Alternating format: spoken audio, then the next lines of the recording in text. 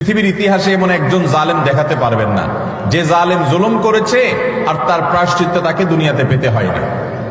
পৃথিবীর ইতিহাসের সর্বপ্রথম জালেম, মানব সভ্যতার মানব ইতিহাসের সর্বপ্রথম জালেম ছিল কাবিল।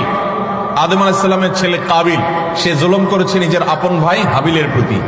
আল্লাহ তাআলা তার মুখ উন্মোচন করে দিয়েছেন, তাকে অপমান অপদস্থ করেছেন, তার এই কুকর্ম আল্লাহ তাআলা ফাঁস করে দিয়েছেন।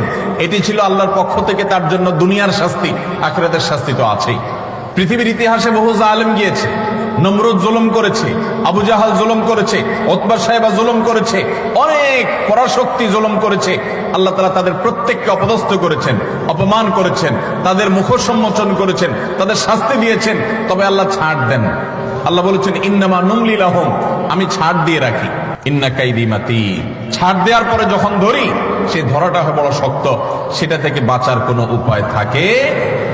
জুলুম এমন অপরাধ, কোন মুসলমান যদি কোনো হিন্দুর প্রতি জুলুম করে, কোন নামাজি মানুষ যদি কোনো বেনামাজির প্রতি জুলুম করে, কোন ধার্মিক মানুষ যদি কোনো অধার্মিক মানুষের প্রতি জুলুম করে, তারপরও আল্লাহ তাআলার সাহায্য ওই মাজলুমের প্রতি থাকে, হোক সে অমুসলিম, হোক সে অন্য ধর্মের মানুষ।